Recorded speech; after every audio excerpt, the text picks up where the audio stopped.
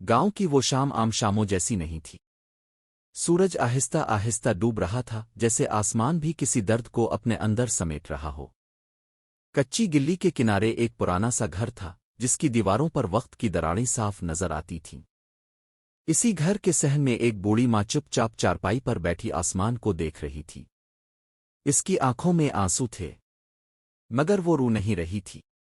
वो जानती थी कि अगर आंसू बहने लगे तो आवाज निकल आएगी, और आवाज अगर निकल आई तो शायद दिल टूट जाए।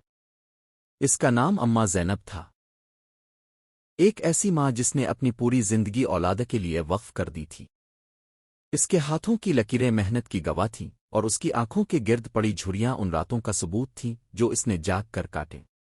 अम्मा ज़ैनब के 3 बेटे थे। सबसे बड़ा सलमान, फिर आदिल और सबसे छोटा हमजा। वो तीनों इसकी जिंदगी थे, इसकी दुआ थे, इसकी सांस थे। आज अम्मा ज़ैनब को सब कुछ याद आ रहा था। वो दिन जब सलमान बुखार में तप रहा था और वो पूरी रात इसके सर पर पानी की पट्टियां रखती रही।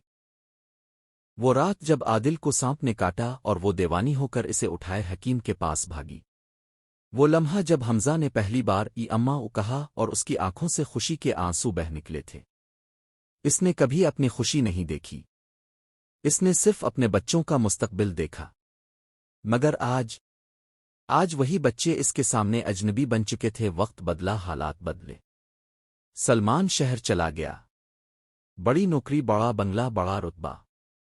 मगर माँ, वो गांव के इसी पुराने घर में रह गई। आदिल ने शादी के बाद साफ कह दिया, अम्मा, अब मेरी अपनी जिंदगी है। हमजा सबसे प्यारा था, सबसे नर्म दिल, मगर वो भी रफ्ता रफ्ता बदल गया। अब अम्मा ज़ैनब के पास सिर्फ यादें थीं और दुआएं। इस दिन अम्मा ज़ैनब ने पहली बार महसूस किया कि इसका दिल वाकई जख्मी हुआ है। सलमान आया था। माँ ने कांपते हाथों से कहा, बेटा, दवाई खत्म हो गई है। सलमान ने मोबाइल से नजर हटाए बगैर जवाब दिया, अम्मा, अभी मसरूफ हूं, बाद में देखते हैं। वो ईबाद कभी ना आया। अम्मा ज़ैनब ने कुछ न कहा, बस इसकी आंखें नम हो गईं। वो आंसू जो जमीन पर न गिरे, आसमान की तरफ उठ गए। इसी रात अम्मा ज़ैनब ने वुज़ू किया, नमाज पढ़ी और सजदे में जाकर बस इतना कहा, आ अल्लाह, मैंने उनसे कुछ नहीं मांगा, बस उन्हें सीधी राह दिखा दे और मेरे आंसुओं को ज़ाय न करना। ये बद्दुआ न थी, ये फरियाद थी। कहते हैं माँ के आंसू खामोश होते हैं, मगर उनकी आवाज अर्श तक जाती है। सलमान के कारोबार में अचानक नुकसान होने लगा। आदिल की जिंदगी में बेसुकूनी आ गई। हमजा, जिसे सबसे ज्यादा नाज था, वो खुद अंदर से टूटने लगा। किसी को समझ ना आई कि ये सब क्यों हो रहा है। मगर एक रात हमजा ने ख्वाब देखा। इसने देखा कि इसकी माँ रो रही है और फरिश्ते कह रहे हैं, ये आंसू मामूली नहीं हैं। हमजा हड़बड़ा कर उठा। दिल कांप रहा था, आंखें भर आई थीं। अगली ही सुबह वो गांव पहुंचा। जब उसने अम्मा ज़ैनब को देखा तो इसका दिल टूट गया। कमजोर जिस्म, जर्द चेहरा और वही खामोश आंखें। हमजा माँ के कदमों में गिर पड़ा।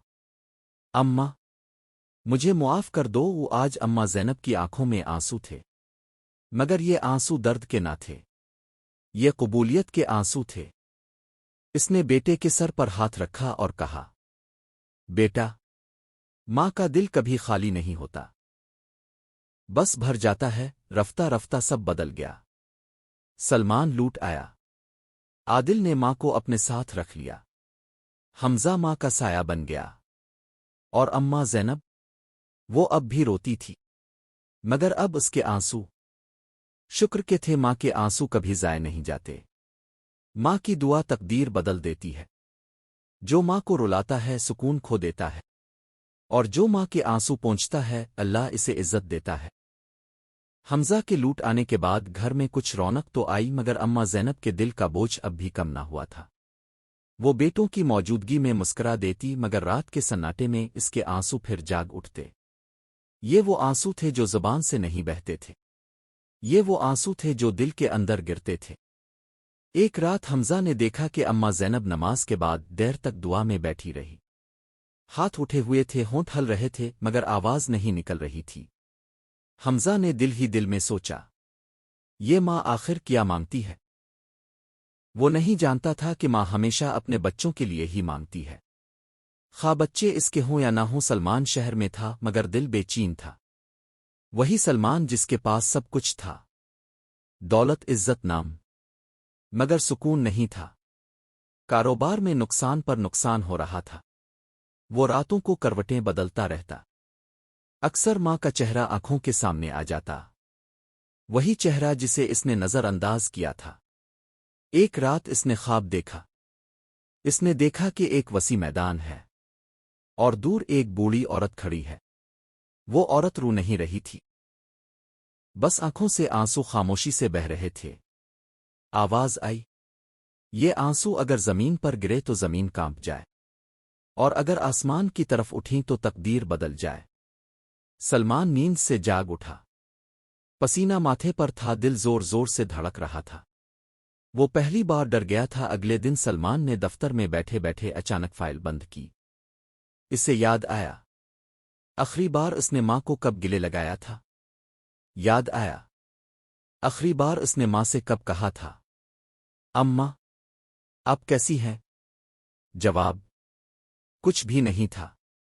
اسی لمحے سلمان نے فیصلہ کر لیا۔ گاؤں میں اماں زینب حسب معمول صحن میں بیٹھی تھی۔ اس کے ہاتھ میں تسبیح تھی، زبان پر ذکر۔ دروازے پر آہٹ ہوئی۔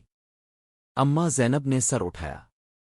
سامنے سلمان کھڑا تھا، چہرہ تھکا ہوا، آنکھیں جھکی ہوئی۔ اماں زینب کچھ لمحے اسے دیکھتی رہی، پھر دھیرے سے بولی، آ گیا بیٹا؟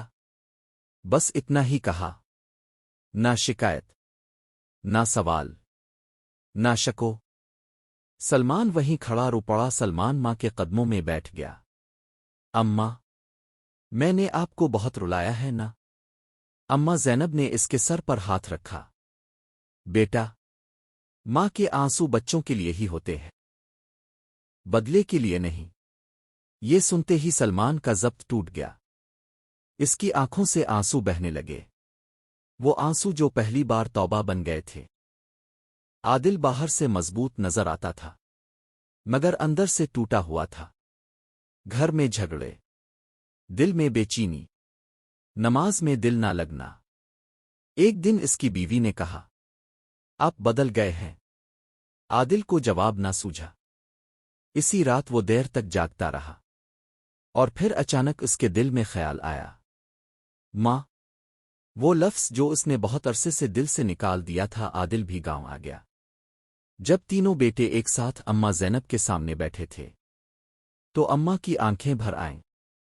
اس نے آسمان کی طرف دیکھا اور دل ہی دل میں کہا، اللہ، میں نے تو بس صبر کیا تھا۔